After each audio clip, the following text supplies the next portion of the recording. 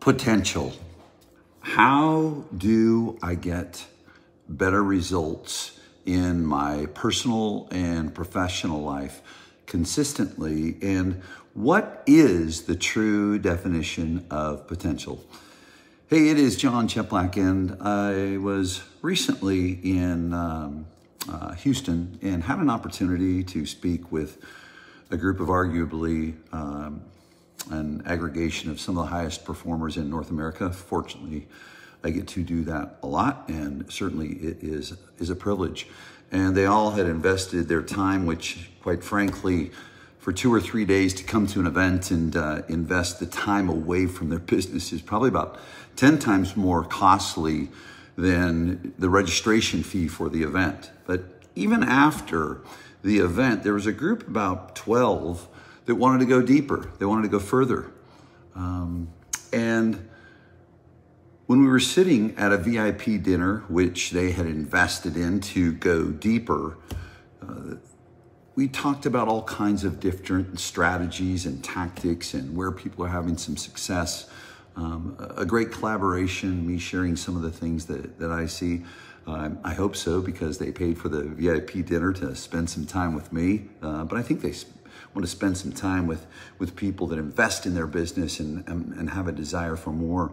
It was very, very interesting because we talked strategies and tactics, but then they honed in on the one thing, and that is commitment, that is consistency, that is discipline, so that they can experience their full potential.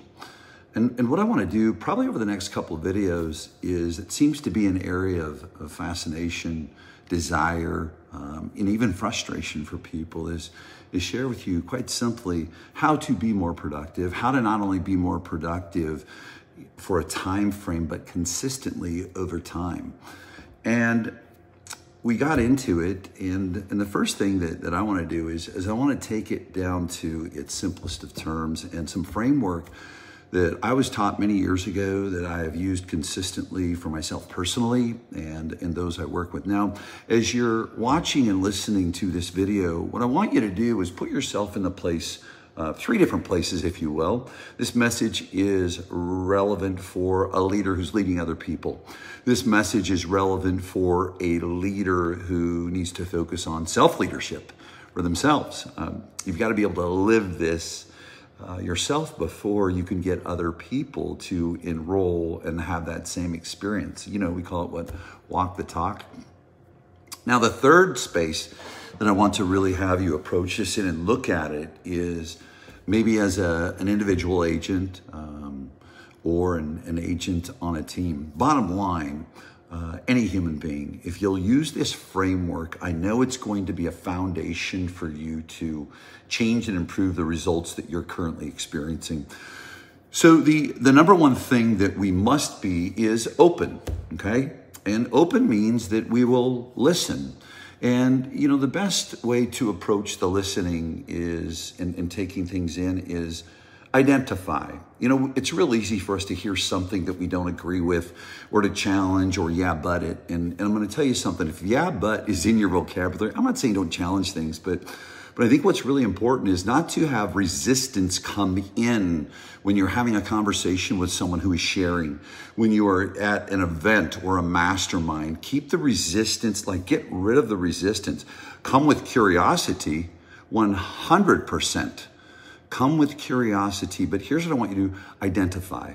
Don't judge, identify. So be open, you'll listen. That's step 1. Don't judge, identify. Number 2, willingness. Have a willingness to question it by testing it. Whatever you hear, whatever someone shares with you, question it by testing it. And so go out and take the action. Now, here's the next step, okay, is certainly you're going to have your own experience and your own observations, but it's really important that you have a third-party observer constantly. We talk about it in a form of accountability. What I would say is inspector, someone who's going to measure the results and share their feedback as a third-party observer. And you must be open to that inspection or accountability. So we've got openness, you'll listen, willingness, you'll test it. You'll, question it by testing it. Number 3, you're going to have someone inspect it, okay? And you're going to listen to that feedback from that third-party observer. Again, being open, okay? And the final piece is awareness. If you have followed these steps and committed to them, the framework, okay? Now you have an awareness, okay? Openness, willingness, inspection, and awareness. That's a consciousness about how you show up and or don't when you take an action, when you take a new action, when you take an action that is going into a realm beyond where you have been. That's where potential is. See, potential is getting a result that's different than the one that we have in the past. It's really, really simple. So what you must carry back, the final piece, is awareness. And that's having conscious thoughts about your unconscious behavior. Let me say it again. Having conscious thoughts about your unconscious behavior. And let me break this down. I'm going to see many people this week at the recording of this video at an event. And it's going to be 2 full days, pulling back the curtain on an operation. And they are going to get systems, process, procedures, strategies, and tactics. And a great percentage of people will go back excited and won't take action. And maybe they were open. They came to listen and identify, not judge. And maybe they were willing. They were going to question it by testing it, okay? But then the other pieces come into play for consistency. Right? Was there a specific commitment of what you were going to do by when so someone could inspect it, right? That's where the breakdown is.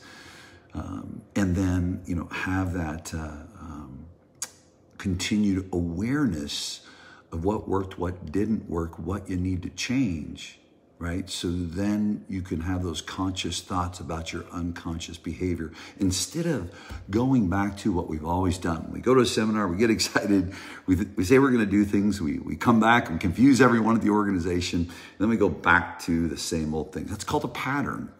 It's called a pattern, and the way to interrupt the pattern is to have that framework in place and absolutely follow it, because then and only then will you experience potential. And potential is getting a result that's different than the one that you have in the past. So I want to close with this. Leaders, you can't make someone productive. You can only facilitate the best condition for someone to be productive when you're leading other people. Now, leader, you've got to challenge yourself in this too, in having conscious thoughts about your unconscious behavior, right? You have to have your own self-leadership. Sure, you lead other people, but the one thing that many leaders can miss is they get so focused on what's outside of them and can forget about what's inside of them.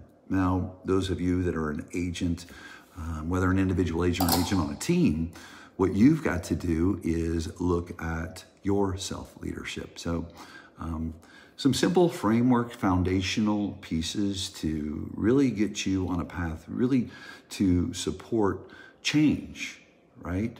Change is uncomfortable. Change ultimately is growth. But change and discomfort is what is going to get us the experiences we want to have in our personal life. And that's why we do what we do. It's why I share this video, A, because I want to serve other people.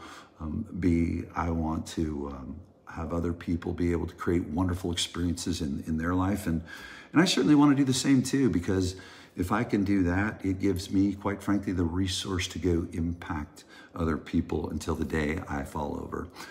Some great framework for you to make some changes, have some business growth, and gain some consistency. Stay tuned as I continue on this series to support you with what it takes to be productive, to be consistent, and have the experiences that you want to have.